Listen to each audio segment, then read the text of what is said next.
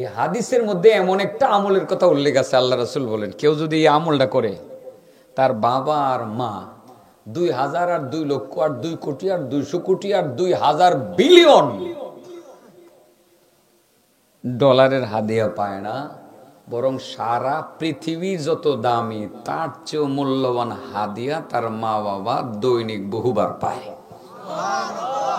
আজকে এমন একটা আমলের কথা বলে দিয়ে যাবো যে আমলটা করলে আপনার বাবারে আর মারে সারা পৃথিবীর দাম যত এর চেয়ে মূল্যবান হাদিয়া দৈনিক 100 বার আপনি পাঠাতে পারবেন। এত দামি হাদিয়া মা বাবা পাইয়া আল্লাহর কাছে বলে, আল্লাহ এমন দামি হাদিয়া তো আমারে কেউ দিছে না। আমার ছেলে একটা লুঙ্গি দিছে, আর একটা শাড়ি দিছে, একটা চাদর দিছে, মা কুকুর শাড়ি দিছে, বাবা কুকুর লুঙ্গি দিছে, 500 1000 2000 টাকার হাদিয়া হয়েছে। আজকে যে হাদিয়াটা আল্লাহ তুমি আমার কাছে বসে দিলা, এটার মূল্য দুনিয়ার থেকে 1000 কোটি গুণ বেশি। আল্লাহ এই হাদিয়া আমার একটা দিল। মাবুদ, আল্লাহ কয় তোমার ছেলেটা নোয়া কান্দায়, তোমার ছেলেটা রাখতে চেয়েছ না, মসজিদে নামাজ পড়ে মসজিদে বইয়া এই হাদিয়াটা তোমার লাগে ভাড়াই দিছে। মা বাবা ওখানে থাকতে খুশি হয়, আল্লাহ আমার সোনার সান আমি রাখা দিয়েছি, আজকে আমার বাবাটা আমার জন্য এত দামি হাদিয়া পাঠাইলো। খুশিতে আনন্দে আত্মহারা হয়ে যায়। তাইলে দুইটা আমলের কথা বলবো, সাব্যস্ত হয়ে গেছে। একটা হলো এমন একটা আমল যে আমল করলে পিতামাতা সারা পৃথিবীর সমস্ত পাহাড় পরিমাণ নেকি দৈনিক কয়েকবার বুঝে পাবে। আরেকটা আমলের কথা বলবো যে আমলটা করলে সারা পৃথিবীর চেয়েও মূল্যবান হাদিয়া মা বাবা বুঝে পাইব। তোমাদের মা বাবা আছে 3 জনের? আলহামদুলিল্লাহ। ছোট মানুষ যারা বয়স্ক ছাড়া, এমন কেউ আছো বা নাই বাপ নাই বা একজন নাই 2 জন নাই, বুড়া মানুষ ছাড়া ছোটরা, তোমার বাপ নাই, আল্লাহ ছোট মানুষটা বাপ নাই, এর কত কষ্ট। আজকে বাপ থাকলে বাপের কইলে হইলে আব্বু মজা কামো, এই কথাটার বাবার কাছে বলতে পারে না। আল্লাহ আল্লাহ ছেলেটারে আলেমে হক্কানি রব্বানি বানাক। নাম কি তোমার বাবা? হ্যাঁ, তুমি কান্দো না বাবা, তুমি কানলে তো আমারও কান্না আসবে। তুমি এতিম, আমিও তো এতিম। দুনিয়ার কারো বাবা থাকবে না, কারো মা থাকবে না। চলেন, বেশি ইমোশনাল হয়ে গেলে কথা বলা যাবে না, এটাই নিয়ম। চলেন সরাসরি এবার হাদিসটা বলি। দুইটা আমল না, একটা আমল করলে বাবা মার আমল নামায় কতগুলো নেকি পৌঁছবে? কয়টা পাহাড়? সব পাহাড় সমান। আরেকটা আমল করলে পিতামাতা হাদিয়া পাবে। কয় টাকা মূল্যের হাদিয়া? সারা পৃথিবীর চেয়ে মূল্যবান হাদিয়া। দুইটা কথা সারা জীবনের জন্য বন্ধুরা মনে রাখবা, তোমাদেরকে ডাইকে আনছি এখানে, সারা জীবনের জন্য মনে রাখবা। হয়তোবা তোমার বাবাও কিছুদিন পরে থাকবে না, সে বাবাকে তুমি কিছুই কিনে দিতে পারতেছো না, এখন তোমার টাকা নাই, কামাই করো না, কিন্তু তোমার বাবা মারা গেলে তুমি সত্যি সত্যি পৃথিবীর চেয়ে মূল্যবান হাদিয়া দৈনিক যতবার ইচ্ছা ততবার দিতে পারবা। যতবার ইচ্ছা ততবার সারা পৃথিবীর সমস্ত পাহাড় পরিমাণ নেকি তোমার বাবার অ্যাকাউন্টে তুমি জমা করতে পারবা। সরাসরি একটি মাত্র হাদিস বলবো, লম্বা আলোচনা করার মোড নাই, সময় আছে, ব্যস্ততা নাই, একেবারে ফ্রি আছে। কিন্তু সাবজেক্ট এমন একটা দিয়েছে বেশিক্ষণ বললে মনে হয় মুখ দেওয়ার কথা আসবে না। বুক ফেটে কান্না আসতেছে, আমি কোন রকমে ধরে রাখতে পারতেছি না, কষ্ট হচ্ছে আমার। কেন যেন আজকের এই মৃত্যুর সংবাদে আমার বাবার চেহারাটা আমার চোখে ভাসতেছে। ঠিক প্রতিটা এতিম মানুষ, এই লোকটা যদিও অনেক বয়স্ক কিন্তু বাবার চেহারাটা এখন ভুলে নাই, মায়ের চেহারাটা এখনো চোখের সামনে ভাসতে আছে। প্রতিটা এতিম সন্তান আজকে তার মার চেহারাটা তার চোখের সামনে পরিষ্কার, তার বাবার চেহারাটা চোখের সামনে পরিষ্কার, দাদার চেহারাটা যে দাদাকে দেখেছে চেহারাটা চোখের সামনে পরিষ্কার, তার দাদির চেহারাটা আজকে চোখের সামনে পরিষ্কার। কারণ প্রত্যেকটা নাতি তার দাদা দাদিকে অনেক ভালোবাসে, অনেক ভালোবাসে। সেই দাদাই তো এমন ব্যক্তি যে কাঁধে করে তাকে স্কুলে মাদ্রাসায় নিয়ে যাইত। আজকালের দাদারা নাতিদের হাতে ধরে সকালবেলা মাদ্রাসায় নিয়ে যায়, সন্তান থাকে কাজে, সেই নাতির হাত ধরে ওই মাদ্রাসার পাশে 2 ঘন্টা বসে থেকে আবার নাতির হাত ধরে নাতির সাথে চানাচুর খাইতে খাইতে বাসায় ফিরে। সেই দাদার কথা কি নাতিরা ভুলতে পারে? সেই দাদির কথা কি নাতিরা ভুলতে পারে? আর যারা ভুলে যায় সে তো নাফরমান। আরে তোমার দাদা তো তোমার বাবার বাবা, তোমার বাবার জন্য তোমার দাদা বাড়ি করেছে, আর তোমার জন্য সেই বাড়িটাই তোমার বাবা রেখে গেছে। তুমি থাকো আজকে বাবার রেখে যাওয়া খাটে, তুমি ঘুমাও, বাবার রেখে যাওয়া জমিন চাষ করো, বাবার রেখে যাওয়া সম্পদ তুমি ভোগ করো, বাবার রেখে যাওয়া টাকা ব্যাংক ব্যালেন্স তুমি ভোগ করে আজকে খাচ্ছ, মজা করে খাচ্ছ, তার জন্য কিছু নেকি পাঠাইতে পারবো না? আজকে চলেন পাঠাই, চলেন কথা বলি, হাদিসটা সরাসরি বলে ফেলি। আল্লাহ রাসূল সাল্লাল্লাহু আলাইহি ওয়াসাল্লাম বলেন, মাল মাইতু ফি কবরিহি ইল্লা শিবহাল গরীক আল মুতাগাওয়িস। শুধু হাদিসটা শুনবেন শুরু থেকে শেষ, আর কিছু দরকার হবে না। এই হাদিসের মধ্যে 2টা আমলের কথা চলে আসবে। মাল মাইতু ফি কবরিহি ইল্লা শিবহাল গরীস, শিবহুল গরীস আল মুতাগাওয়িস। কোন মাইয়িতকে, মৃত ব্যক্তিকে যখন কবরে রেখে দেওয়া হয়, এই যে কবরে আছে না কবরস্থানের লোক, যখন কোনো মুসলমান বা কোনো মানুষকে কবরে রেখে দেওয়া হয় তখন সে গারিক আল মুতাগাওয়িসের মতো হয়ে যায়। গারিক আল মুতাগাওয়িস, গারিক বলা হয় যে ডুবে যায়, পানির নিচে ডুবে যায়, সাঁতার জানে না, ডুবে গেছে। ওই পানির নিচে ডুবন্ত ব্যক্তিটা যেরকম তার কল্পনা থাকে, তার আহ্বান বা আবেদন থাকে, হায়রে আমি তো ডুবে গেছি, সাঁতার জানি না, যদি আমার কেউ দেখতো আর রক্ষা করত। ঠিক মাটির নিচে দাফন করার পরপরই একটা লোক এইরকম ডুবন্ত ব্যক্তির মতো কষ্ট অনুভব করে আর বলতে থাকে, হায়রে আমি যে ডুবে গেছি, কেউ যদি আমাকে রক্ষা করত। তাকে দাফন করার পরই সে চিৎকার করে, হায়রে আমার ছেলে মেয়েরা কই, আমারে যদি রক্ষা করত। ডাকটা তো আমরা শুনি না।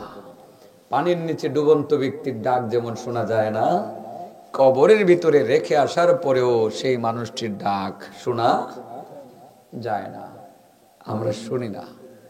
কেমন ডাকে? তো ডাকের কথা বলি। ডুবন্ত ব্যক্তি পানির নিচে ডুবে যাওয়া যায় কতটা কষ্ট, আমি আমার বাস্তব জীবনের গল্প দিয়ে বোঝানোর চেষ্টা করি। বলবো গল্পটা? তুমি তো মনে হয় শুনছো গল্পটা। আপনাদের বাড়ি তো নদীর পাশে না, নদী কাছাকাছি, খুব বেশি দূরে না। আমার বাড়িটা আরো কাছে নদীর। আপনারা হয়তো অনেকে আমাকে নরসিংদী হিসাবে চিনেন, কিন্তু আমার জন্মস্থান ব্রাহ্মণবাড়িয়ার সরাইলে, মেঘনা নদীর পারে। আশুগঞ্জ আছে না, এই আশুগঞ্জ বরাবর পূর্ব দিকে আমার বাড়ি, একদম মেঘনা ঘেঁষা।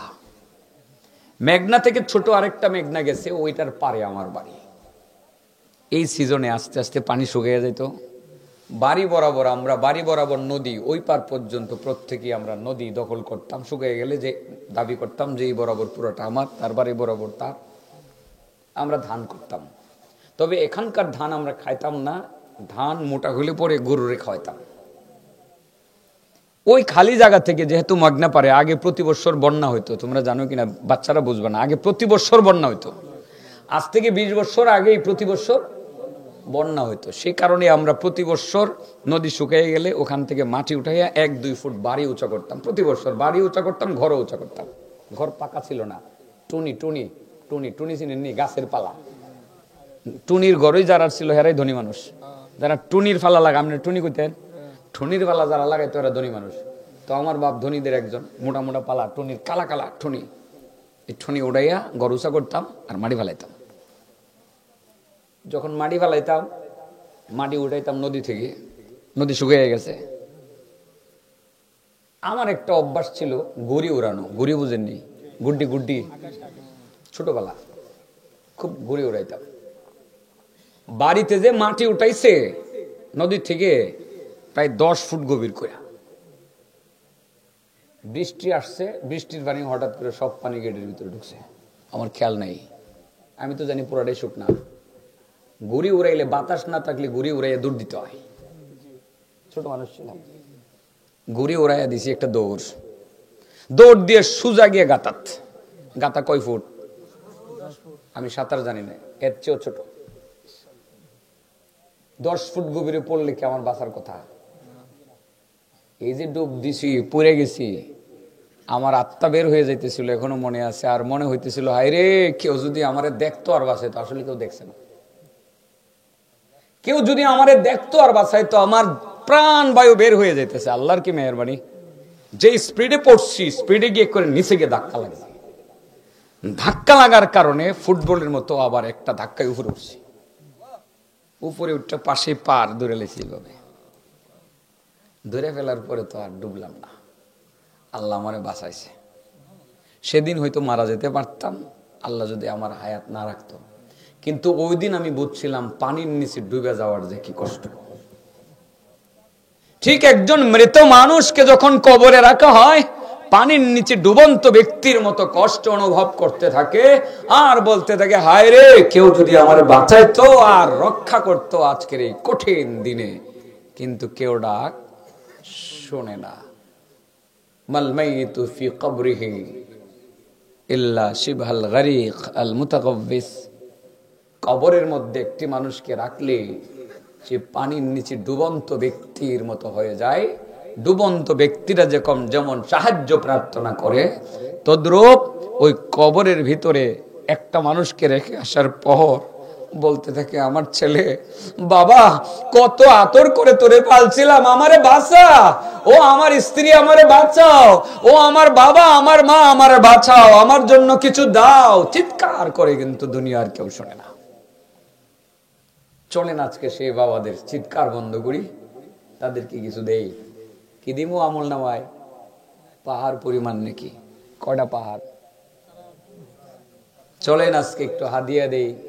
কয় টাকার হাদিয়া? পৃথিবীর চেয়েও বেশি মূল্যবান হাদিয়া। কিছু ওয়াজ হইতেছে, আমার এগুলোর ওয়াজ কয়। আমি জানি যে আমি ওয়াজ জানি না, এরা সবাই জানে। আমি এরকমই কই, দরকারি কিছু কথা যতটুক জানি আমি এটুকুই কই। তাহলে বোঝা গেল কবরে গেল শাস্তি হয়, হয় কি হয় না? আযাব হয়। কবরের আগে যাইবার সময় একটা আযাব হয়, আত্মাটা বাইরেবার সময় একটা শাস্তি হয় না? এটারে মরণের শাস্তি। কিসের শাস্তি কয়? মরণের সময় শাস্তিটা যে কি পরিমাণ হয়, যেটাকে আমার নবীর হাদিসের ভাষায় বলা হয় সাকরাতুল মাউত। আপনারা জানি না কয়জন মানুষের মৃত্যু দেখছেন। আমার এই জায়গাতে কয়েকজন মানুষ মারা গেছে এই হাতে, আমি দেখছি। চোখটা লাড়া দিয়ে যে এইভাবে সাদা অংশটা বাইরে যায়, কি পরিমাণ কষ্ট যে অনুভব করে। আর আল্লাহ রাসূল সেই জন্য আল্লাহর কাছে পানা চাইছে, আল্লাহ তুমি আমার সাকরাতুল মাউত থেকে হেফাজত করো। এটা যে কেমন কঠিন ব্যথা। যদি আপনার গ্রামের কোনো মানুষ মারা যাওয়ার পরে আবার জীবিত হইতো, তারে যদি জিজ্ঞাসা করতে পারতেন, তাইলে সে বলতে পারত যে সাকরাতুল মাউতের ব্যথা যে কত কঠিন। আপনাদের গ্রামে কি কোনো এরকম লোক আছে যে মারা যাওয়ার পরে জিন্দা হয়েছে? বাজিতপুর থানাতেও নাই, দেখি নিকলি না বাজিতপুর, তাহলে নিকলিতেও নাই, বাজিতপুরেও নাই। জানো বাংলাদেশেও আপনাদের পরিচয় কেউ নাই এরকম লোক মারা গেছে ওর জিন্দা হয়েছে? না না, আছে আছে আছে, আমার কাছে আছে। এমন একটা লোকের সাথে কথা বললে বলতে পারতেন মৃত্যুর যন্ত্রণা কত কঠিন। একটু কথা বললাম ও, হ্যাঁ। তাইলে যে ওই দুইটা বলছিলাম না, পাহাড় পরিমাণ নেকি পাঠায় দিমো আজকে আমার এই চাচার বাপেরে, এবারে তো খুশি হই আজকে আমার 1 লাখ টাকা দিলাইব। হ্যাঁ দিলাইব, আমি নিতাম না, কিন্তু দিবার নিয়ত করবো যে আমার বাপেরে সারা দুনিয়ার পাহাড় পরিমাণ নেকি পৌঁছানোর ব্যবস্থা শেয়ার বইয়ে করতাম পারছি। আর সারা কোটি কোটি ট্রিলিয়ন ট্রিলিয়ন ডলারের চেয়ে বেশি মূল্যবান হাদিয়া বাপেরে দিতাম পারছি। তো এই হুজুরে 1 লাখ দিতে সমস্যা কি? রাজি হয়ে যাবো, কিন্তু আমি নিতাম না। কথার কথা বললাম, ব্যবস্থা হইতে আছে, সবাই রেডি থাকো। আগে একটু মৃত্যুর ব্যথাটা একটু বলে আসি, এই ব্যথাটা দূর করার জন্য একটা মেডিসিন দিয়া এরপরে এদিকে যাই। হ্যাঁ, মৃত্যুর ব্যথাটা দূর করার জন্য একটা ওষুধ দেবো, 2 বার ব্যবহার করবেন। কয়বার? সকালে আর বিকালে। মরণের ব্যথা হইতো না, সুবহানাল্লাহ কইন। মরণের ব্যথা হইতো না। তো ব্যথাটা যে কি পরিমাণ, এটা একজন মুর্দা ব্যক্তির জিজ্ঞাসা করলে তার কাছ থেকে মনে হয় জানা যাইত। এই মৃত ব্যক্তির নাম, উনি একজন মহিলা, তার বাড়ি হইল এই যে ফিলিস্তিনে। কোথায়? তার ছেলের নাম ঈসা। ছেলের নাম কি? ঈসা। মায়ের নাম মরিয়ম। ঈসা নবী উনি মুর্দা জিন্দা করতে পারতেন, আপনারা জানেন কিনা? আল্লাহর হুকুমে উনি ওনার মারে জিন্দা করছিলেন। উনার মা মারা যাওয়ার পরে জিন্দা হয়েছিল। জিন্দা হওয়ার পরে উনি বলে দিছিল যে মৃত্যুর ব্যথা যে কত কঠিন। সেই জায়গা থেকে আমি 2-4-5 মিনিট ঘুরে আসি, এরপরে ওই 2টা আমলের কথা বলে দেবো। আপনারা টেনশন করবেন না, আমি 11:15টার মধ্যে শেষ করবো, কোনো টেনশন করবেন না। আপনাদের হাদিয়াটুকু আপনারা নিয়ে যাবেন, বিষয়টা আমি পুরোপুরি বুঝাইয়া 11:15টার ভিতরে ইনশাল্লাহ ছেড়ে দেবো, কষ্ট নেবেন না। হযরত ঈসা নবী উনি মুর্দা জিন্দা করতে পারতেন, কোরআনে আছে ও রাসূলান ইলা বানি ইসরাঈল আন্নী ক্বাদ জি'তুকুম বিআয়াতিন মির রাব্বিকুম আন্নী আখলুকু লাকুম মিনাত তিনি কাহাইআতিত الطير فأنفخ فيه فيكون طيرا بإذن الله وأبرئ الأكمه والأبرص وأحيي الموتى بإذن الله وأنبئكم بما تأكلون وما تدخرون في بيوتكم إن في ذلك لآية لكم إن كنتم مؤمنين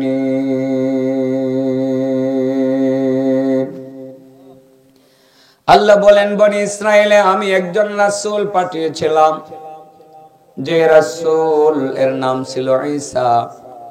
ঈসা মাটি দ্বারা পাখি বানাইয়া আকাশে উড়াইয়া দিতে পারতেন। আল্লাহর হুকুমে অসুস্থ মানুষকে তিনি সুস্থ করে দিতে পারতেন। আল্লাহর হুকুমে তিনি মুর্দা জিন্দা করতে পারতেন। সেই ঈসা নবী তার মাকে মরণের পরে জিন্দা করছিলেন কিভাবে, শর্ট করে বলে ফেলি। ঈসা নবীর বাবা নাই, বাবা সারা শুধু মায়ের গর্ভ থেকে আল্লাহ ঈসা নবীর দুনিয়াতে পাঠাইছে। হযরতে মারিয়াম সন্তান কোলে নিয়ে যখন এলাকার মানুষের কাছে আসলো, মাথা অবনত করলেন, মনে মনে টেনশন করছিলেন, কি করব কি করব কি করব, স্বামী সারা সন্তান পাইলাম কোত্থেকে, মানুষ জিজ্ঞাসা করলে জবাব দিব কি? আমার আল্লাহ মারিয়ামকে জানিয়ে দিলেন, ফাকুলি ওয়াশরাবি ওয়া কাররি আইনা فإما ترين من البشر أحدا فقولي إني نذرت للرحمن صوما فلن أكلم اليوم إنسيا فأتت به قومها تحمله قالوا يا مريم لقد جئت شيئا فريا يا أخت هارون ما كان أبوك امرأ سوء وما كانت أمك بغيا فأشارت إليه قالوا كيف نكلم من كان في المهد صبيا قال إني عبد الله آتاني الكتاب وجعلني نبيا وجعلني مباركا أينما كنت وأوصاني بالصلاة والزكاة ما دمت حيا وبرا بوالدتي ولم يجعلني جبارا شقيا মারিয়াম বড় টেনশন করতে আসিলেন, সন্তান কোলে নিলাম কিন্তু স্বামী নাই। জবাব দিব কি মানুষের দরবারে? আল্লাহ মারিয়ামকে জানিয়ে দিলেন, মারিয়াম কোনো টেনশন করো না, ওই যে তোমারে মরা খেজুর গাছের ডালার মধ্যে খেজুর দিলাম, টান দাও, মরা শুকনা ডালার মধ্যে টান দাও, তাজা তাজা খেজুর বের হয়ে আসবে। মারিয়াম শুকনা ডালার মধ্যে টান দিলেন, তাজা তাজা খেজুর বের হয়ে আসলো। আল্লাহ বুঝিয়ে দিলেন, মারিয়াম মরা ডালার মধ্যে যদি তাজা খেজুর আমি দিতে পারি, আমি আল্লাহ স্বামী সারা সন্তান দিতে পারি। এই খেজুর খাও, পানি পান করো, মানুষ দেখলে কারোর সাথে কথা বলবা না, বলবা আমি রোজা রাখছি, কারোর সাথে আমি কথা বলবো না। বাচ্চা কোলে নিয়ে যখন এলাকার মানুষের কাছে গেলেন, এলাকার মানুষ দেখে বলল, ও মারিয়াম বড় মারাত্মক অপরাধ তুমি করেছো। ও হারুনের বোন, তোমার বাবা তো খারাপ ছিল না, তোমার মা ও বেশ্যা ছিল না, তুমি সন্তান পাইলা কোত্থেকে? হযরতে মারিয়াম ইশারা করে বুঝাইলেন, আমি রোজা রাখছি, কথা বলবো না, আমার কুলের বাচ্চার সাথে কথা বলো। তারা বলতে শুরু করলো, কাইফা নুকাল্লিমু মান কানা ফিল মাহদি সাবিয়া। ও মারিয়াম পাগলের মতো কি বলো, কোলের বাচ্চার সাথে আবার কথা বলা যায় নাকি? মারিয়াম উত্তর দিলেন না। সাথে সাথে ঈসা নবী 3 দিনের সন্তান মায়ের কোল থেকে জবান খুলে কথা শুরু করলেন, আল্লাহর হুকুমে বলতে শুরু করলেন, ক্বালা ইন্নী আবদুল্লাহ। ও আমার এলাকার লোকজন, আমার মাকে তোমরা প্রশ্নবাণে জর্জরিত করে কোনো কষ্ট দিও না। আমার পরিচয়টা আমার কাছ থেকে জানো, আমি হইলাম আল্লাহর বান্দা। আল্লাহ আমারে নবী বানাইছেন, কিতাব দিছেন, সুবহানাল্লাহ বলেন। আমার মারে প্রশ্ন করিও না, আমার আল্লাহ আমারে নামাজ পড়ার হুকুম দিছেন, যাকাত দেওয়ার হুকুম দিছেন, পবিত্র বানাইছেন। আমার আল্লাহ আমার মায়ের সাথে সৎ ব্যবহার করতে বলছেন। আমি যতদিন বাচ্চা থাকব ততদিন যাতে আমার মায়ের সেবা করি, সেটা আমার আল্লাহ বল্লা দিছেন। এইভাবে হযরত ঈসা নবী মায়ের কোলে উঠা আস্তে আস্তে বড় হয়ে গেলেন। একটা পর্যায়ে মা আর সন্তান, ছোট্ট একটা সংসার, স্বামী নাই মারিয়মের, শুধু একটা মাত্র ছেলে। এই ছেলে নিয়ে গভীর বনাঞ্চল পাহাড়ের ভিতরে জিন্দেগি যাপন করেন। ছোট্ট একটা ঘর বানাইয়া সন্তানকে নিয়ে সেখানে থাকেন। এখন কিন্তু বলবো, এরপরে মা মারা যাইব, মারা যাওয়ার পরে মার কবরে গিয়ে মারে কবর থেকে উঠাইয়া জিগাইব মৃত্যুর ব্যথা কেমন, বুঝছেন না? এটা কইবার লাগি একটু ঘুরতাম, হেদিকে গেছিলাম আর কি, বুঝছেন না? ওয়াজ একটু লম্বা হয়ে গেছে, কেমনি কি করতাম, খালি মুখটা বাইরেও চাইতাছি কমায় লাইতাম, কিন্তু বাইরে জায়গা। একটা কথা আমি সব সময় কই, আমার মায়ের কথা। আমি ছোটবেলায় একটু দুষ্ট টাইপের ছিলাম, তো কথা বেশি করতাম, কইতে কইতে মুখ বাড়ে বেটা, খাইতে খাইতে পেট বাড়ে। মানে আসলে কইতে কইতে মুখ বাড়ে, যে কথা যে কই খালি সারাদিন খালি কথায় কথাই ওই বাইরে গেছে কথা। কোন দিন প্রথম দিকে তো কই লাইতাম বলে যে হযরতে মারিয়াম রে কেমনে জিন্দা করছিল, ঘুরে এগারায় গিয়া ঈসা নবীরে মাত্র আনছি, উনি বড় হয়েছে, এরপরে ওনার মারে লইয়া কোথায় থাকে, পাহাড়ে, একেবারে পাহাড়ে জঙ্গলের ভিতরে ছোট্ট একটা ঘর বানায়া মার ছেলে তাহে, হেন আর মানুষই নেই। তো মারিয়াম প্রত্যেক দিন ছেলেটারে কুল্লিয়া যায়, এই গাছের মধ্যে টান দেয়, এই গাছের টান দিয়ে ফল টুকায় টুকায় আনে, 2-4টা ফল আন না, নিজে একটা খায়, ছেলেটারে একটা খাওয়ায়। এইভাবেই চলছে আর কি শুরু সংসারের জিন্দিগি। স্বামী থাকলেন, স্বামী কামাই করে খাওয়াইতো। আর এর আগে মারিয়াম রে ফালছে ওনার খালুয়ে জাকারিয়া। কোন নবী? জাকারিয়া আলাইহিস সালাম। জাকারিয়া নবী ফালছে। এখন তো জাকারিয়া নবী নাই, মারা হয়ে গেছে। তো এখন তো আর কেটা ফালবো, আত্মীয় স্বজন নাই, গে পাহাড়ের ভিতরে থাকে। তো ওখানে থাকতে থাকতে একটা পর্যায়ে ঈসা নবী তো এবার বেশ বড় হয়ে গেছে, গা ওই এর মনে হয়ে গেছে, হযরত ঈসা নবী বড় হয়ে গেছে না। মা রেখো, মা তুমি খালি সবসময় বাইরে যাও আর আমার জন্য কষ্ট করে করে খাওয়ানো, মা এমন থেকে তোমার আর বাইরে যেতে দিতাম না, আমি নিজেকে খাওয়ান টুকায় টুকায় আনবো, আমি আইন তোমার খাও। এমন কথা মা শুনলে মার কলজাটা ঠান্ডা হয়ে যেত না। তারপরেও ছেলেরে না করবো, বাবা তুই বড় হইছিস না, যাইস না বাবা, যাইস না বাবা, মা কিন্তু ভয় পাইব, একটাই তো ছেলে, বুঝেন না? মা তো মা, ওই মায়ের মতো আপন কেউ আছে রে? আছে? বাপের মতো আপন আছে? মা বাপের কথার বাইরে যাইস না, হাতে পায়ে দূরে কই, গেলে বিপদ। মা বাবার কথার বাইরে যাইস না, গেলে ওই বিপদ। আমি একদিন একটা বিপদ পড়ছিলাম, কথাই কথা বারে কই হইলেই। হ্যাঁ, পড়ছি কেমনে? ছোটবেলা বৈরব কমলপুরে পড়ি, 92 বা 3-তে, খুব আবার মোটামুটি বড়, একবার ছোট না বড়, 93-তে ঢাকা যাবো একটা অনুষ্ঠানে। আব্বারে কইলাম, আব্বা ঢাকা যাবো। কো বাবা তুমি যাইস না, তুমি যাইও না, বন্ধু বান্ধব যাইবো, আমি তো বড়, আমি এবার না যাই কেমনে, বাপের কথা শুনছি না। ঢাকা মানিক মেয়ে খতমে নবুদ সম্মেলন গেছি গা, আব্বা না করছে, ধরে গেছি গা, পকেটে আছে টাকা। পরে চিন্তা করলাম ঢাকা শহরে আইসি, চিড়িয়াখানা যেতাম না, খেয়াল করো কথাটা। পরে বন্ধু বান্ধব লিয়ে গেছি গা চিড়িয়াখানা। চিড়িয়াখানাত গিয়ে সাপ যে জায়গাটার মধ্যে আছে না, মানুষের ভিড়, এ জায়গাত গেছি, সাপ দেখতেছি, গ্লাসের ভিতরে সাপ। পকেটে আছেন 60 টাকা। 60 টাকা অনেক টাকা। 60 টাকা কত টাকা? এখনকার 1000-1500 টাকার মতো। তখন বৈরব থেকে ঢাকার বাস ভাড়া ছিল 10 টাকা, বুঝো না? তো গেলাম, সাপ দেখতাম, পকেটের চেহারা করতাম, ধরে দিই নাই। দুপুরে খামু কি, আমু কি দিয়া বললাম নি, বিপদে মুশকিল। কিন্তু এটা মনে হইতেছে না যে বাপের কথা শুনছি না, যে বিপদে পড়ছি, এটা মন নাই। এখন কত হইলো, টাকা নাই, কেমনে কি করি?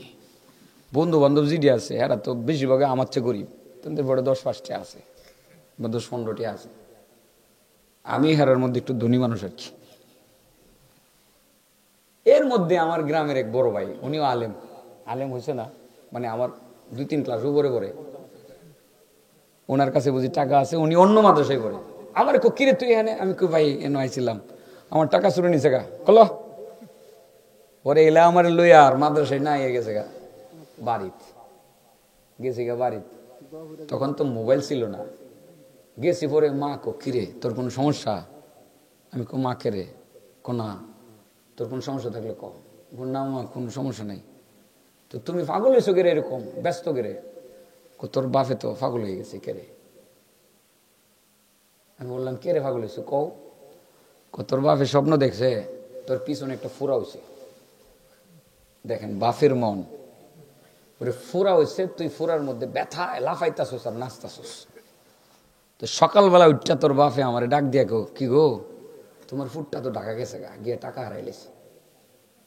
আমি কইবার আগে বাপে জেনে গেছি, এরপর থেকে তোর বাপেও খায় না, আমিও খাই না, তোর টাকা হারাইছিনি কয়। কেমনে জানলো বাপে?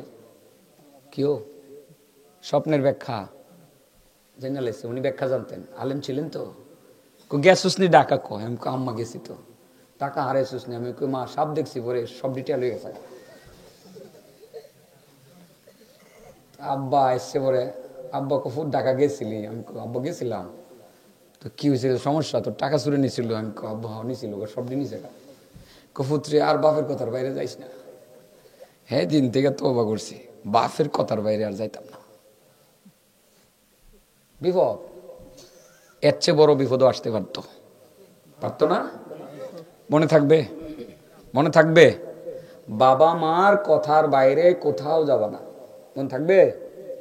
গেলে বিপদ। আমার জীবনের বাস্তব বিপদের কথাটা বলে দিলাম আর কি তোমাদেরকে, যে ওই দিন ঢাকায় যদি আমার সেই গ্রামের পরিচিত লোকটা না থাকতো, আমার কত কষ্টের সম্মুখীন হওয়া লাগতো। এমনও তো হইতে পারতো যে আমার নিয়ে কিডনি বেচালাইতে পারতো, পারতো না? পারতো। হয়তো বাপের দোয়ায় মায়ের দোয়ায় আল্লাহ একটা ব্যবস্থা করছে। মা বাপে হয়তো বা দোয়া করছে, ফুতের টাকা নাই হয়েছে, আল্লাহ তুমি ব্যবস্থা করো। হয়তো বা আল্লাহ আমার গ্রামের হেই মৌলানা সাহেবের পাঠাই দিছে, গেহারে লইয়া বাড়ি যা। এটা মা বাবার দোয়াতেই হয়েছে। এটা খেয়াল করবা বন্ধুরা, খেয়াল করবা। আমি কিন্তু আজ জানি না, আমি কিছু নসিহত করতেছি আর কি, কিছু নসিহত করতেছি। করতে গেছিলাম মনে আসেনি, হজরতে মারিয়াম ছেলে ঈসা নবী একটু বড় হয়েছে। মা মা এখন থেকে আর তোমারে আমি খাওয়ান আনতে বাড়াইতাম না, আমি যাবো। মা কফু তুমি বড় হয়েছো না তো? না মা তোমারে আর কষ্ট দিতাম না, আমি কামাই করবো। বেশি যখন বিরক্ত করতে শুরু করছে মরিয়ম কো বাবারে তাহলে আজকে যাও, এই জীবনের প্রথম, তাড়াতাড়ি এসে বুড়ো ছেলেরে ফাটায় এখানে জানানা দিদি উকি দে, ছেলে নিয়ে আয়, মার মনে শান্তি আছে, ও একটাই ছেলে, ফাটায় গেলে উকি দে।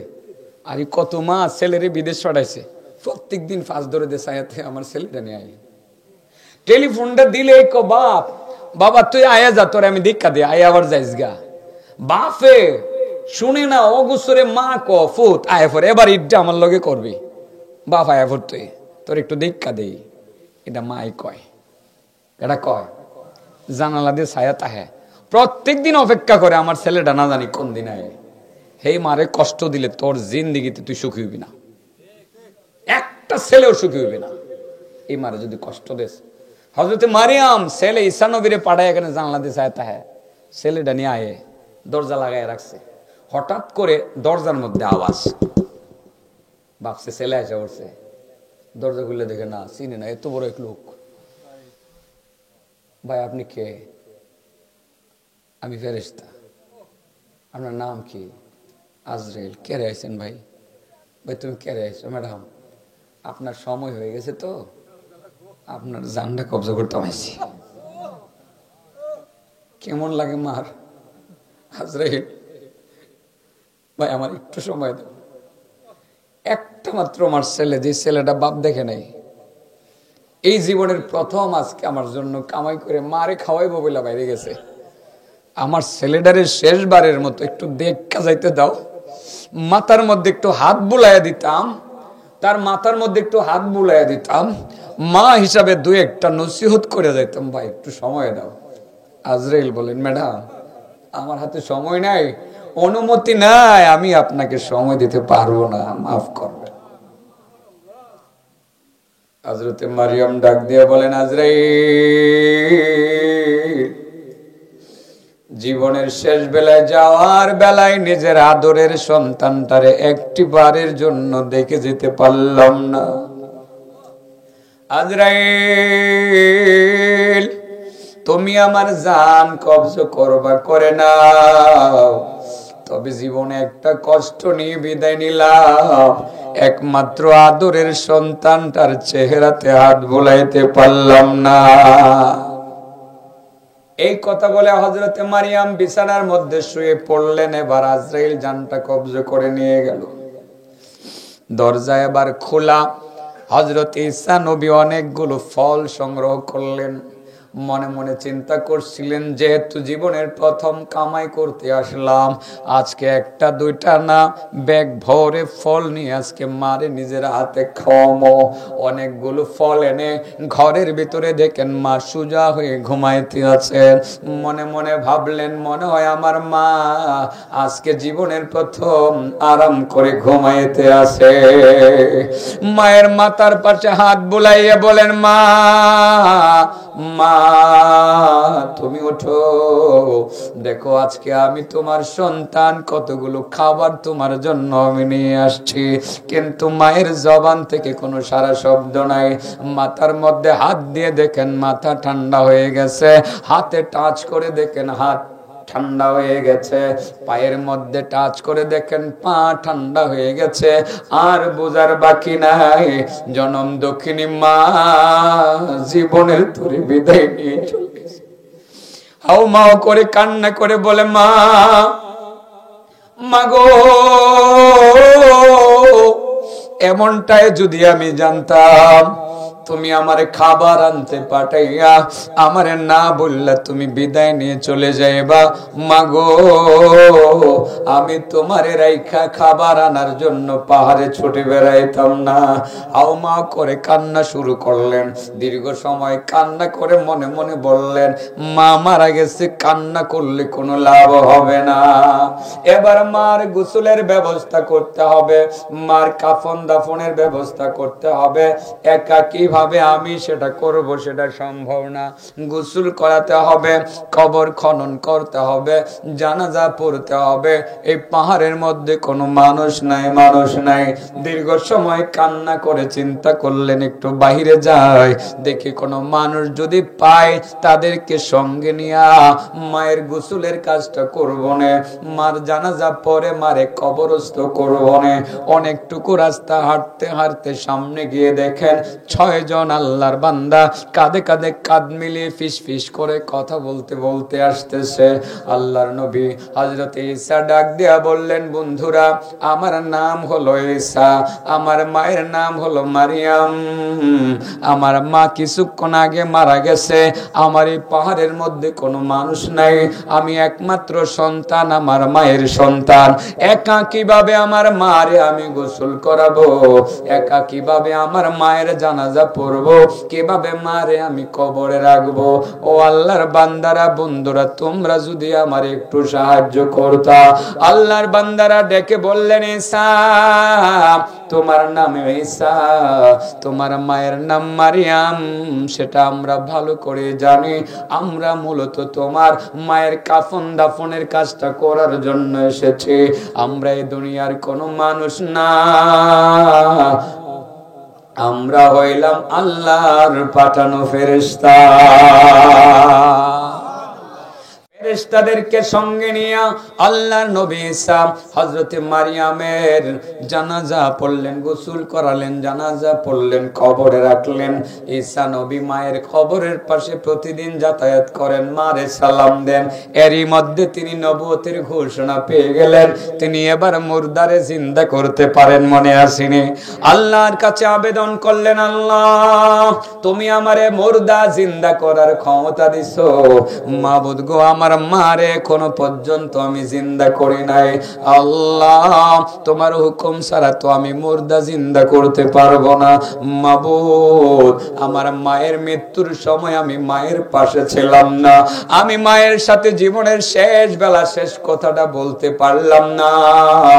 আমার মা আমারে শেষ কথাটা বলে যেতে পারে নাই। মাবুদ গো, জীবনে আমার মারে আমি কত কষ্ট দিছি, মায়ের কাছে ক্ষমাটা পর্যন্ত আমি চাইতে পারি নাই। কত ব্যথা আমি দিছি, মায়ের কাছে আমি মাফটাও চাইতে পারি নাই। আল্লাহ, তুমি যদি আমার মারে জিন্দা করার পারমিশন দিতা, আমার মারে কবর থেকে উঠাইয়া তার কাছে আমি ক্ষমাটা চাইতাম, আর জীবনে কেমন ব্যথা দিছিলাম ব্যথাটা সম্পর্কে ধারণা নিতাম। আমার আল্লাহ অনুমতি দিলেন, ও ঈসা, তুমি তোমার মারে আমার হুকুমে জিন্দা করো। ঈসা নবী এবার মায়ের কবরের পাশে দাঁড়াইয়া মারে ডাক দিলেন, উম্মি, উম্মি, উম্মি, কুমি বিইজনিল্লাহ। মা, মা, মা, আল্লাহর হুকুমে তুমি উঠে দাঁড়াইয়া যাও। সাথে সাথে কবর ফেটে গেল। হযরতে মারিয়াম উঠে দাঁড়াইয়া সন্তানের মাথার মধ্যে হাত বুলাইতে শুরু করলে। হযরত ঈসা নবী মায়ের দিকে তাকাইয়া বললেন, মা, ও মা, জীবনের প্রথমবারের মতো তুমি আমারে খাবার আনতে পাঠাইয়া এইভাবে আমারে সাইরা তুমি চলে আসবা মা। সেটা যদি আমি জানতাম, আমি তোমারে রাইখা ফল আনতে যাইতাম না। মা গো, কত কষ্ট দিছি, তুমি আমারে মাফ করে দিও। আল্লাহর হুকুমে তোমারে জিন্দা করলাম, জীবনে কত কষ্ট কত ব্যথা দিছি, আমারে মাফ করে দিও। মা গো, জীবনে কত কষ্ট দিছি, কোন কষ্টটা তুমি বড় কষ্ট পাইছিলা তুমি যদি বলতা। হযরতে মারিয়াম জবাব দিলেন, বাবারে, সন্তানের দেওয়া ব্যথা মা কোনোদিন মনে রাখে না। সন্তান কত ব্যথা দেয় মা কোনোদিন সেটা মনে রাখে না, এটাই সত্য। সন্তানের ব্যথা মা মনে রাখে না, বাপও মনে রাখে। বাবা, তুমি আমারে কি ব্যথা দিচ্ছ, আমার মন নাই, ব্যথা পাইলেও মনে নাই। মা কোনোদিন সন্তানের দেওয়া ব্যথা মনে রাখে না। তবে বাবারে, একটা ব্যথা যে আমি বলতে পারি না। কি ব্যথা? বাবা, এই ব্যথাটা তুমি দিছো না, তোমারে কেডা দিছে? বাবারে, তুমি যখন ফল আনতে গেছিলা, আজরাইল যখন আইছিল, আমার জানটা যখন কবজ করছিল, যে একটা ব্যথা দিছিল রে বাবা, এখনো আমি হারে হারে রগে রগে টের পাইতেছি রে বাবা। বাবা আমার কাছে তখন মনে হয়েছিল সারা দুনিয়ার সমস্ত মানুষের সব ব্যথা যদি একত্রিত করা হইয়া করে যদি এক পাল্লার মধ্যে রেখে দেওয়া হইতো, আর আমার মরণের ব্যথাটা যদি আরেক পাল্লার মধ্যে রেখে দেওয়া হইতো, আমার মরণের সময় যে সাক্ষাতের ব্যথাটা হয়েছিল এটা সবচেয়ে বেশি ভারী হয়ে যেত। মরণের ব্যথা কেমন একজন মৃত ব্যক্তির কাছ থেকে পাইছেন? মরণের সময় ব্যথা হয়, মেডিসিন দিয়ে দিই বাবা, হ্যাঁ এটা দিয়ে এটা দেলাই, মেডিসিনটা আধা মিনিটে দেলাই, এই ব্যথাটা কম হইব, ওই তো না ইনশাআল্লাহ। আল্লাহ রসুলের কাছে একদিন আজরাইল আইছিল। এটা আইছিল আজরাইল কইছিল, ইয়া রাসূলুল্লাহ, আমি তো মানুষের মরণের সময় ব্যথা দিই, একটা জীবন্ত বকরিকে চামড়া পায়ের দিক থেকে টেনে ছিঁড়ে মাথার দিক থেকে বের করলে বকরিটা যে কষ্ট ভাই, একটা মানুষের জান কবজ করার সময় আমি এর চেয়ে বেশি কষ্ট দিয়ে থাকি। তবে ইয়া রাসূলুল্লাহ, আপনার কিছু উম্মতের ব্যাপারে আমার একটা কনসিডারের ঘোষণা আছে। আপনার যে সমস্ত উম্মতের আপনার ভালোবাসবে, আপনার তরিকা মতে জিন্দিগি যাপন করবে, জিন্দিগি যাপন করিয়া মহব্বত করিয়া আপনার উপরে দুরূদ পাঠ করবে, আমি তার জানটা যখন কবজ করবো ব্যথা দিতাম না, নবীদের মতো মৃদুভাবে হালকা আলতো ভাবে জানটা কবজ করে নিয়ে যাবো, আপনার উপরে দুরূদ পাঠকারী উম্মত টেরও পাবে না। বলেন মরণের ব্যথা থেকে বাঁচার মেডিসিনের নাম কি? দরুদ শরীফ। বলেন কি শরীফ? কমপক্ষে সকালে 10 বার, বিকালে 10 বার, বেশি যত ফরন যা মন থাকবো, মরণের ব্যথাটা কমাবো। ওই তো চলেন এবার মা বাবারে সারা পৃথিবীর পাহাড় পরিমাণ নেকি দিয়ে লাই। ভাবছিলাম 1 ঘন্টা কইতাম না, 1 ঘন্টার উপরে গেছে। ওই যে আমার মার কত ঠিক, কইতে কইতে মুখ বাড়ে, আমার মারটাও ঠিক, কইতে কইতে কি বাড়ে, মুখ বাড়ে। আর 2 মিনিট শুনেন, 2 মিনিট। আল্লাহ রাসূল বলেন, যখন কোনো মানুষকে কবরে রাখা হয়, মরণ তো গেছে এবার কবর, তখন পানির নিচে ডুবন্ত ব্যক্তির মতো হয়ে যায়। ডুববা কি কয়, আরে আমার ছেলেটা যদি একটু দোয়া করতো, সুবহানাল্লাহ, হায়রে আমার মেয়েটা যদি একটু দোয়া করতো, হায়রে আমার বন্ধু যদি দোয়া করতো, আমার ভাই যদি দোয়া করতো। যখন ওই দোয়াটা কইরা লায়, সাথে সাথে ওই মা বাবা বা আত্মীয় স্বজন যে মারা গেছে তার আমল নামায় সারা পৃথিবীতে যত পাহাড় আছে সমস্ত পাহাড় পরিমাণ নেকি নগদে জমা হয়ে যায়। মৃত ব্যক্তির জন্য দোয়াটা কি বলেন? রব্বির হামহুমা কামা রব্বায়ানি সগীরা। মনের ভিতর থেকে পড়েন, রব্বির হামহুমা কামা রব্বায়ানি সগীরা। যখন কোন দুনিয়ার সন্তান একটিবার এই দোয়াটা পড়ে, তার মৃত মা বাবার আমল নামায় সারা পৃথিবীতে যতগুলো পাহাড় আছে সমস্ত পাহাড় পরিমাণ নেকি জমা হইয়া যায়। মা বাবা আল্লাহর কাছে বলে, আল্লাহ আমি খেটে খাওয়া দিন মজুর ছিলাম, এত নেকি আমি করি নাই, সারা দুনিয়ার পাহাড় পরিমাণ নেকি আমার আমল নামাই করতে গিয়ে আসলো। আল্লাহ জবাব দেন, বান্দা বান্দি তোমার ছেলে মেয়ে তোমার বন্ধু বান্ধবে পাঠাইছে। সুবহানাল্লাহ। এইভাবে যদি দাদা দাদির জন্য দোয়া করা যায়, এরাও সারা দুনিয়ার পাহাড় পরিমাণ নাকি ফায়লায়। তো চাচা, আমি যেদিন হাদিসটা পড়ছি আমার যে কষ্টটা লাগতো যে বাপের লাগে কিছু আনতারি না, আস্তে আস্তে কমা শুরু হয়েছে। এখন সারা দুনিয়ার চেয়ে বেশি মূল্যবান হাদিয়া দিয়ে লাও না, নেকি তো গেছে গা, নেকি অলরেডি গেছে গা। হাদিস তো একবার পড়ছি না, নেকি অলরেডি গেছে গা তাদের আমল নামায়। কি পরিমাণ নেকি গেছে? ওই মিয়া, এই দোয়াটা কি করতে না, এটা মস্ত করে লেবা। এই দোয়াটা কি চাচা করণ যেত না? দৈনিক 5 বার অন্তত পক্ষে 5 ওয়াক্ত নামাজের পরে তো পারবেন।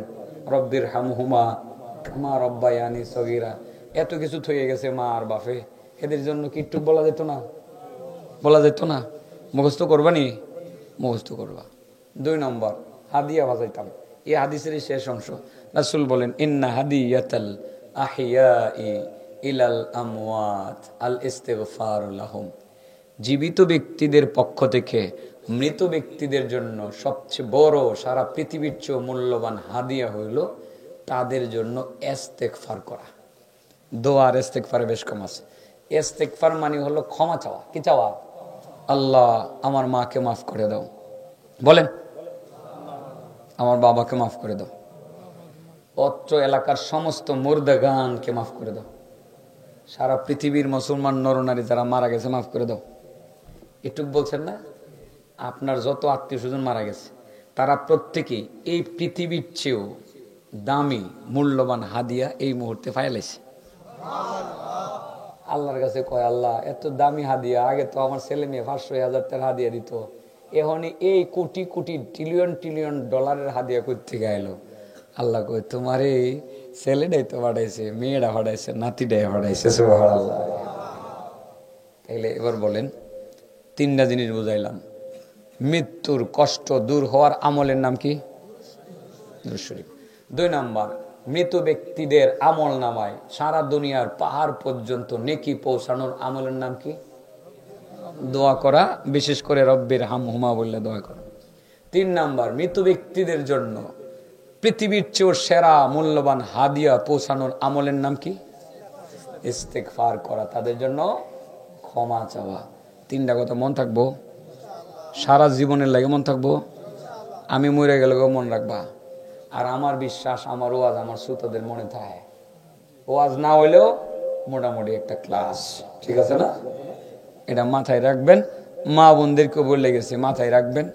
অনেক মূল্যবান কথা বলা হয়েছে। আল্লাহ আমাদেরকে আমল করার তৌফিক দান করুন। ওয়া আখিরু দাওয়ানা আলহামদুলিল্লাহি রাব্বিল আলামিন।